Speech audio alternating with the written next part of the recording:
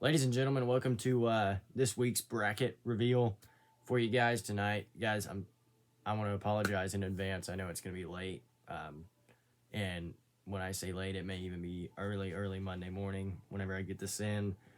I'll just be honest with you. The Ohio State loss today really screwed me up. I was going through it really fast, and then Iowa knocked off Ohio State, and then it was like, oh no, what do I do?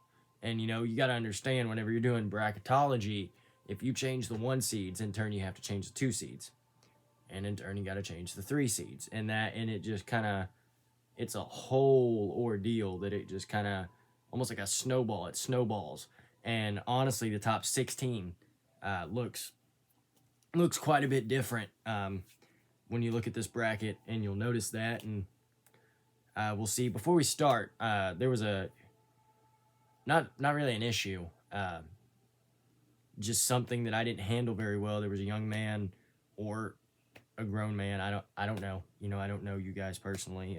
He commented on my last video, disagreed with something that I said, and I just want to shout him out. I know his username was just Ncaa. I didn't handle that the best way.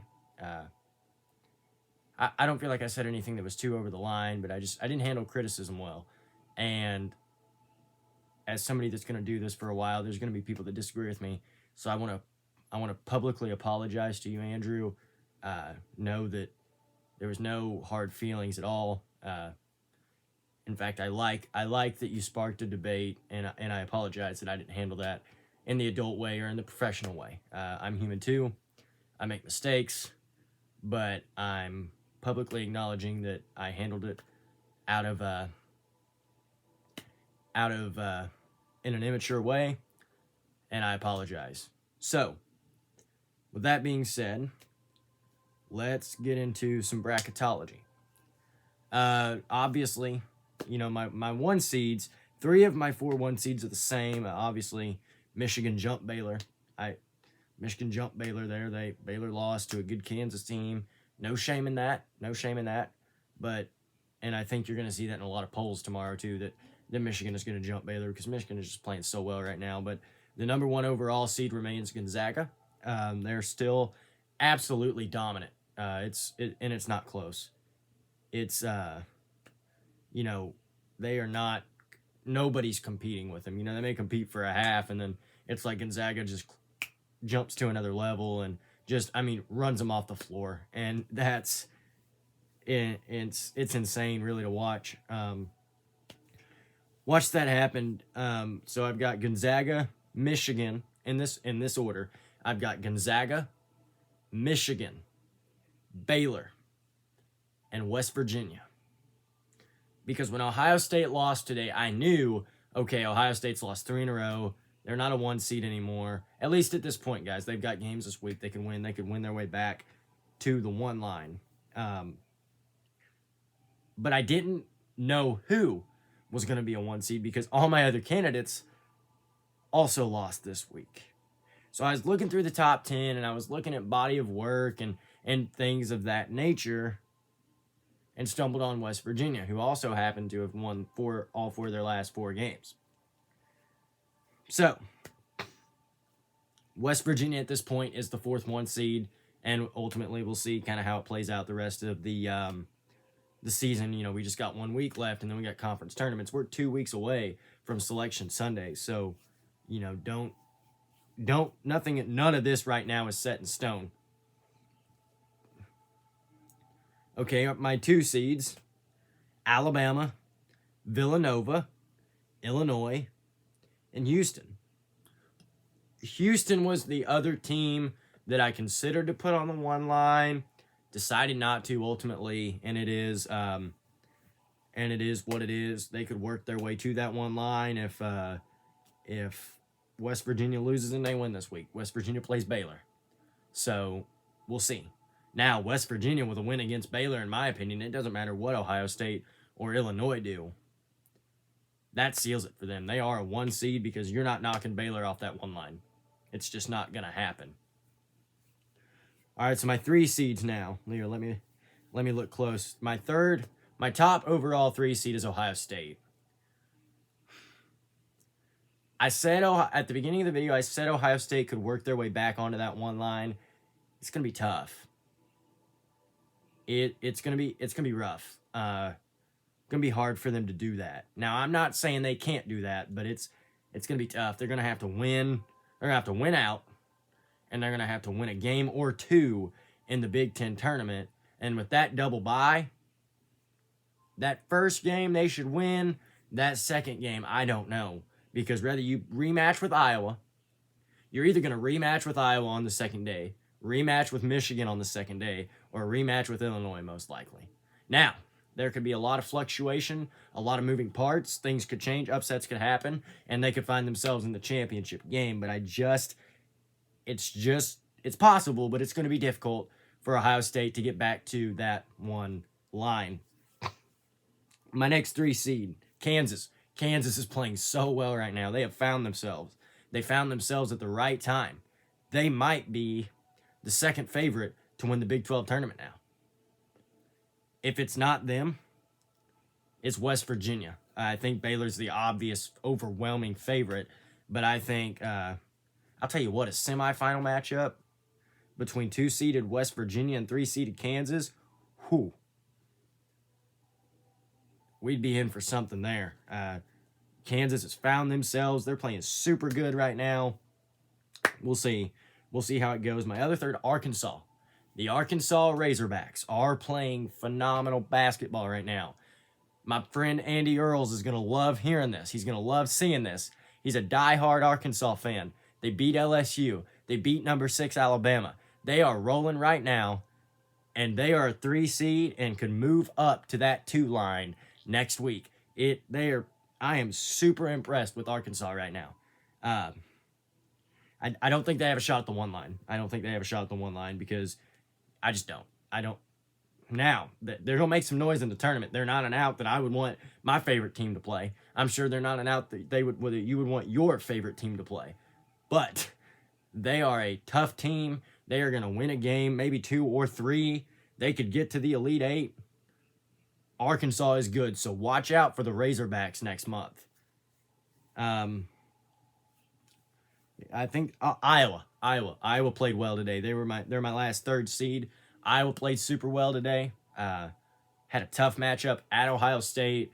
Really dominated kind of that end of that first half, and then Ohio State made a run, and they were kind of like trading runs back and forth, and Iowa just happened to make that last run. Jordan Bohannon had 2 or 3 shots that were, he shot that thing. They were in Columbus, and he shot it from Cincinnati. It was just absolutely just insane. And I'm going to tell you what, if Jordan Bohannon finds his shot, Luka Garza continues to dominate, plus Joe Wieskamp and CJ Frederick. If CJ Frederick comes back and Joe Wieskamp finds his shot and all 4 of those guys are clicking, that is the Final Four team. That's the Final Four team that everybody was talking about. They lost Jack Nunge, but I think Luka Garza, as far as being a big man, has enough to carry them to the Elite 8 or to the Final Four.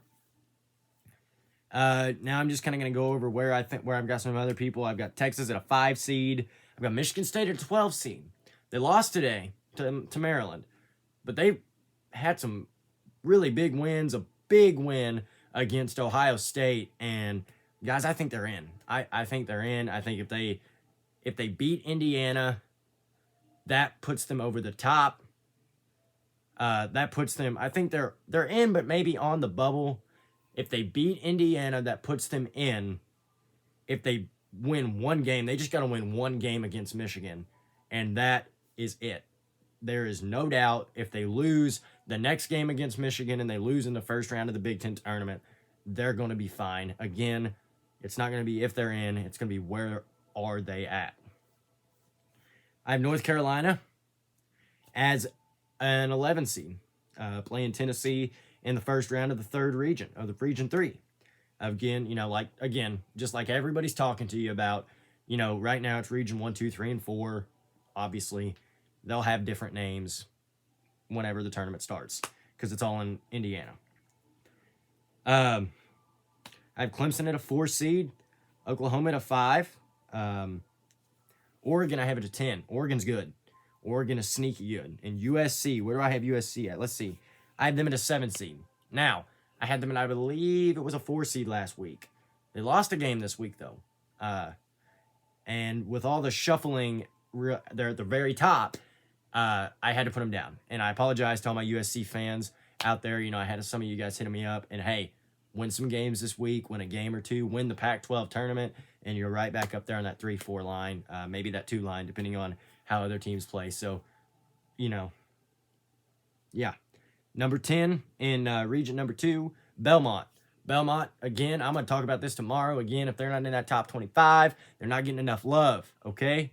I was in good mind to put them as in the top half as a 6 seed or a 7 seed, but I didn't just because of some other teams. Maryland, who's won their last 5 games, they're playing really, really well. They're in that 7-10 game with Belmont. Man, that'd be a fun matchup. That's one I hope happens. That's one of my games that I hope happens. Drake, I have it a 9 seed. I'm high on the Bulldogs. I love Drake. I think that they are a very, very good team. Now, let me talk about the Missouri Valley Conference for just a second. I'm going to wrap this up because it's been a pretty long video for a bracket video. The Missouri Valley Conference has a chance to put 3 teams into the tournament. Those 3 teams would be Loyola Chicago, obviously, Drake, obviously, and Missouri State. Missouri State is playing really, really well right now. Well enough to go and win the Missouri Valley Conference tournament. And if they do that, you can't tell me that if Missouri State wins the Missouri Valley Conference that Drake isn't going to get in the tournament or Loyola Chicago isn't going to get in the tournament. You can't say that. So it's just not a logical thing to say. So I think the Missouri Valley Conference could potentially get 3 people in. And again, ultimately, we'll see how that plays out. All right, so my 16 seed play-in games, I have Bryant and Ncaa, Cleveland State and Prairie View A&M. I have a 12 seed play-in game in region number 2. Yes, region number 2 between Xavier and Georgia Tech. Both teams playing well. Georgia Tech lost some games there at the beginning of the season that had they not lost those games, they're probably a 9-10 seed. But they did. It's part of it. Happens. And then in my 11 seed playing game, I have Liberty and Boise State. All right, so we're going to be back at you guys tomorrow for the poll breakdown. Depending on what time this video goes up, it may be later today, I guess, for the poll breakdown. A lot of shaking up. It's going to be a lot of shaking up. I'm going to work on that tonight because if I don't, I'm not going to have it out for you at a decent time tomorrow. So I'm going to work on that poll tonight. All the games are over. Houston got a huge win against South Florida. Absolutely dominated them. Maryland not really dominated, but beat Michigan State. Butler upset Villanova. That's a big game. That's a big upset. That doesn't put Butler in the tournament, I don't think. They got to win the Big East. Their record's still not that great. They're 9-13. And then Iowa, of course, knocking off Ohio State. So everybody have a good night. Stay safe, stay healthy, stay happy. And we'll be back tomorrow for the AP CBI poll. And we're 2 weeks away from Selection Sunday, and we'll have our big watch-along show. So once again, everybody have a great night, and I'll see you later.